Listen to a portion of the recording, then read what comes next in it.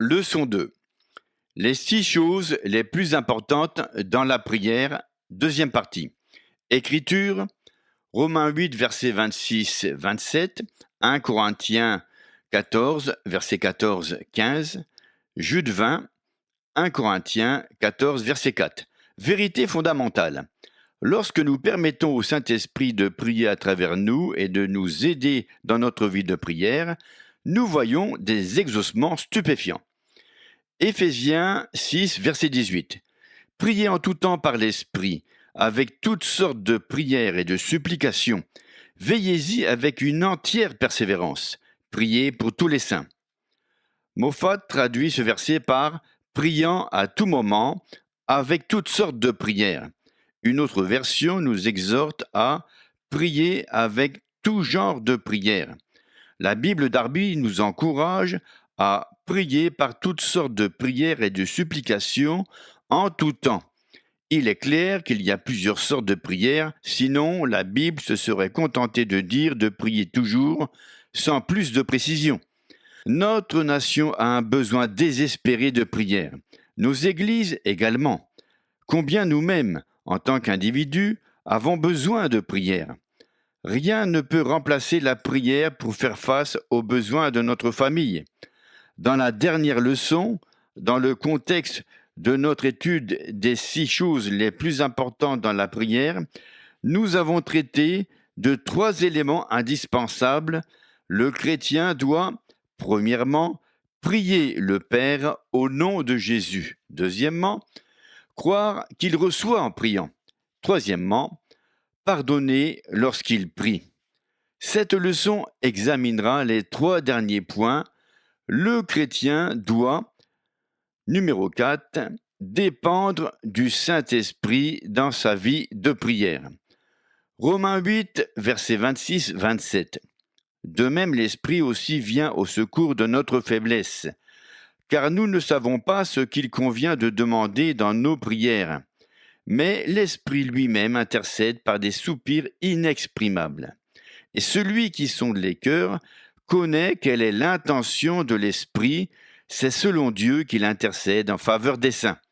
1 Corinthiens 14, versets 14-15. Car si je prie en langue, mon esprit est en prière, mais mon intelligence demeure stérile. Que faire donc? Je prierai avec l'esprit, mais je prierai aussi avec l'intelligence. Je chanterai avec l'esprit, mais je chanterai aussi avec l'intelligence. Partout, les chrétiens prient avec l'intelligence, mais ils ne prient pas tous avec l'esprit en langue. Beaucoup ignorent qu'il est possible de le faire. Dans leur précipitation et dans leur ignorance des Écritures, certains ont prétendu que les langues ont disparu. Si cela est vrai, alors comment prier par l'Esprit de nos jours? Est-il possible que les chrétiens de Corinthe aient eu un moyen de prier dont nous ne disposons pas? Non, nous bénéficions actuellement du même moyen. Paul dit que lorsqu'il priait dans une langue inconnue, son esprit était en prière. Quand nous prions en langue, c'est notre esprit qui prie par le Saint-Esprit en nous. Aussi, quand nous gémissons, c'est le Saint-Esprit qui gémit en nous.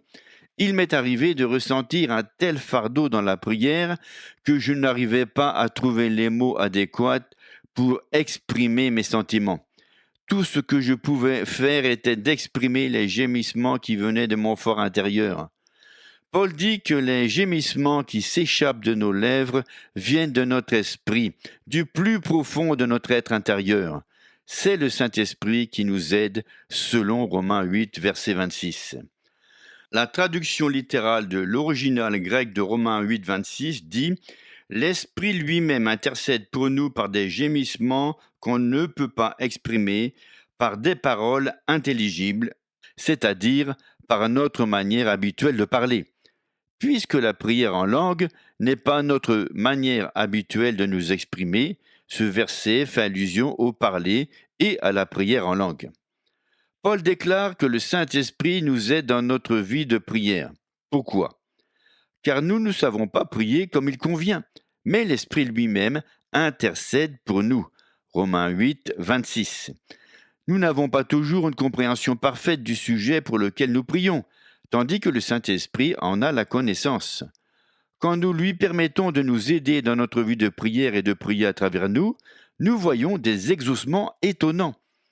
Si je connais les choses pour lesquelles je dois prier, je peux prier avec foi et serai donc exaucé. Toutefois, il y a des sujets pour lesquels nous devons prier sans savoir sous quelle forme exprimer notre requête. Le Saint-Esprit, qui est omniscient, peut nous aider. Il est plus simple d'avoir la foi requise pour les besoins tels que le paiement du loyer et des achats à l'épicerie, car nous savons pourquoi nous prions. Mais il existe d'autres situations dans la vie pour lesquelles il n'est pas facile de prier. À certains moments de ma vie, j'ai confié au Seigneur combien j'ignorais que demander pour mes propres enfants. Si je sais qu'il y a un problème, je me mets à prier en langue, et la plupart du temps, je sais, avant de terminer ma prière, que le Seigneur m'a exaucé. Numéro 5. Faire la prière d'intercession. Ce point est lié avec le numéro 4. Romains 8, 26 dit « L'Esprit intercède pour nous avec des gémissements qui ne peuvent être exprimés. » La prière d'intercession n'est pas pour soi-même. Un intercesseur prie à la place d'autrui. Il intercède pour un tiers. Tout croyant rempli du Saint-Esprit peut compter sur l'Esprit Saint pour l'aider dans cette tâche. On peut intercéder pour le salut et la guérison de quelqu'un, aussi bien que pour des choses ou des personnes qui nous sont inconnues, parce que le Saint-Esprit en a la connaissance. Pour une étude détaillée de ce sujet, voir L'Art de la prière de Kenneth E. Hagin aux éditions Bethesda. Au bout d'un moment, nous saurons si nous prions en langue pour nous édifier nous-mêmes spirituellement et pour adorer Dieu, ou si nous sommes en train d'intercéder. C'est ce que nous verrons au numéro 6. Il m'est arrivé parfois, même pendant de longues périodes, d'avoir un fardeau d'intercession sans savoir pour qui je priais.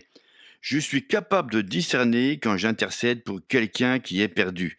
Lorsque, par l'intercession, vous vous mettez à la place d'une personne perdue, vous expérimentez la même sensation de perdition dans votre propre esprit.